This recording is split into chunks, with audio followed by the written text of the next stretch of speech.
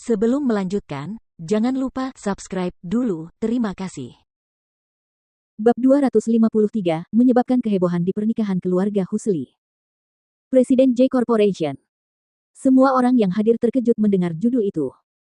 Dalam beberapa hari terakhir, orang yang menempati semua daftar topik yang sedang tren bukanlah seorang selebriti melainkan Presiden J Corporation. Apa? Dia Presiden J Corporation. Orang terkaya baru di negara ini. Ya Tuhan, dia terlalu muda dan tampan. Kupikir Taipan misterius ini berusia setidaknya 50 tahun. Ah, Presiden Perry Express menikah dengan Presiden J Corporation. Kalian berdua akan menjadi duo yang tak terkalahkan di dunia bisnis. Semua orang mengejar mereka dan mencoba mewawancarai CEO tertampan di kota New York dan orang terkaya di negara ini.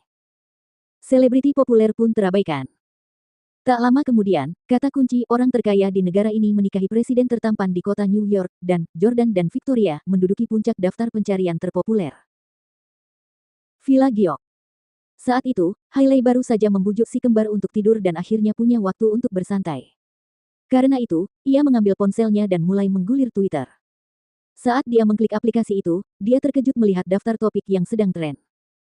Topik pertama pada daftar adalah Yordania dan Victoria. Aneh, kok Jordan dan Victoria bisa masuk dalam daftar topik yang sedang tren. Jordan malah berada di peringkat atas Victoria. Mereka pun cukup cermat dalam menentukan peringkat nama-nama ini. Victoria adalah Presiden Perry Express, sementara Jordan hanyalah seorang manajer departemen pelatihan. Bahkan jika mereka berhasil masuk dalam daftar topik yang sedang tren, Victoria seharusnya berada di atas Jordan. Hailey mengetuknya untuk melihatnya, tetapi malah tercengang. Presiden J Corporation adalah Jordan.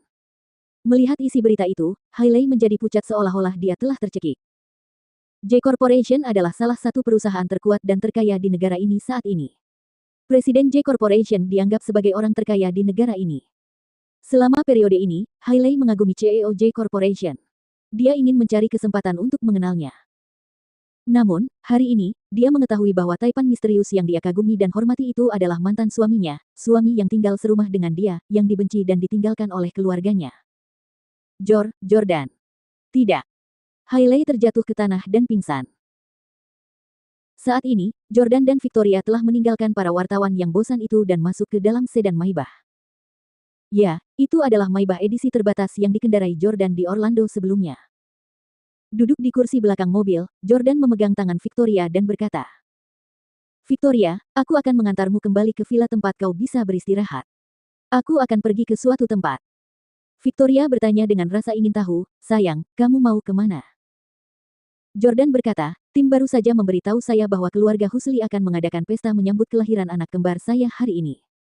Saya harus pergi melihatnya." Victoria tahu bahwa konflik antara Jordan dan keluarga Husli tidak dapat dihindari. Namun, dengan status Jordan saat ini, Victoria tidak perlu lagi mengkhawatirkannya. Baiklah. Victoria menyetujui dengan patuh tanpa menghentikannya. Hart Hotel di kota New York.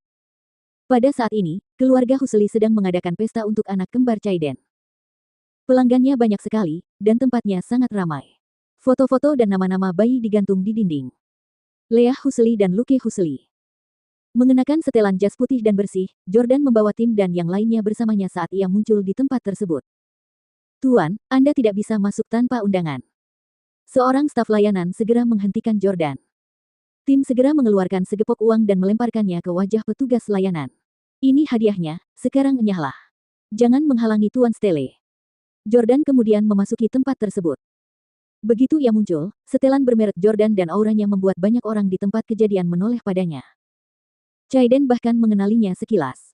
Yordania. Chaiden sibuk menyambut tamu dan tidak sempat menonton berita, jadi dia tidak tahu bahwa terungkaplah bahwa Jordan adalah Presiden J Corporation. Chaiden berjalan mendekat dengan ekspresi tidak senang dan berseru, "Jordan Stelle, apa yang kau lakukan di sini? Aku tidak mengundangmu. Pergi sekarang juga." Karena bayi yang baru lahir itu milik Jordan dan bukan Chaiden, Chaiden jelas tidak akan menyambut Jordan di sini. Tanpa menunggu jawaban Jordan, tim berteriak keras. "Berani sekali. Beraninya kau memanggil Tuan Stelle dengan nama lengkapnya." Chaiden menatap tim dan tertawa terbahak-bahak. "Aku penasaran siapa kau. Jadi kau, bajingan kecil. Apa kau malah menjadi antek Jordan Stelle alih-alih menjadi sopirku? Apa dia sanggup membayarmu?" "Tuan Stelle, Anda benar-benar tahu cara membuat diri Anda tampak hebat. Apakah Anda CEO Departemen Pelatihan?" Hahaha. Tim mengeluarkan ponselnya, membuka aplikasi Heaven's Eye, mencari nama Jordan, dan kemudian menunjukkannya kepada Chaiden. Buka matamu dan lihatlah, dasar anjing. Tuan Stele adalah Presiden J Corporation. Aku tidak perlu memberitahumu berapa banyak perusahaan yang baru-baru ini diakuisisi oleh J Corporation, bukan? Sekarang, ditunjukkan di aplikasi Heaven's Eye bahwa J Corporation dipimpin oleh Jordan. Chaiden benar-benar tercengang saat melihat informasi yang ditampilkan di layar. Perusahaan yang dimiliki oleh J Corporation saja sudah cukup untuk mengalahkan Breezy Express. Belum lagi, Jordan juga telah mengakuisisi perusahaan kurir lainnya. Sekarang, Breezy Express tidak lagi sebanding dengan J Corporation di industri kurir. Chaiden menunjuk ke arah Jordan dan berteriak, kau belum dikeluarkan dari keluargamu. Pada saat ini, para tamu di meja-meja lain dalam pesta pernikahan itu pun ikut berdiri dan berdiskusi tiada henti di antara mereka. Ya Tuhan, pemuda itu adalah Presiden J Corporation. Ini tidak bisa dipercaya. Dia adalah paus terdepan dalam pengiriman ekspres domestik lokal, yang dengan cepat memonopoli industri ini. Benar sekali, bahkan Breezy Express milik Tuan Husli pun tak akan luput dari nasib diakuisisi olehnya. Jordan mengabaikan komentar orang lain tentang dirinya dan mempertahankan ekspresi acuh tak acuh. Chaiden, jangan khawatir, aku di sini bukan untuk membalik keadaan atau membuat keributan. Baiklah kalau begitu, apa yang akan kau lakukan? Tanya Chaiden, penuh ketakutan terhadap Jordan saat ini.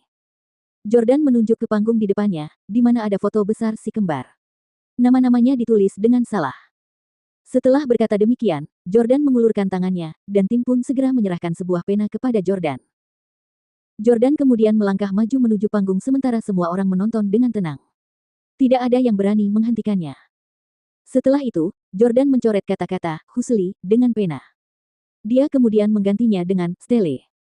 Bahkan jika si kembar diberi nama Leah dan Luke, mereka seharusnya memakai nama belakang Jordan.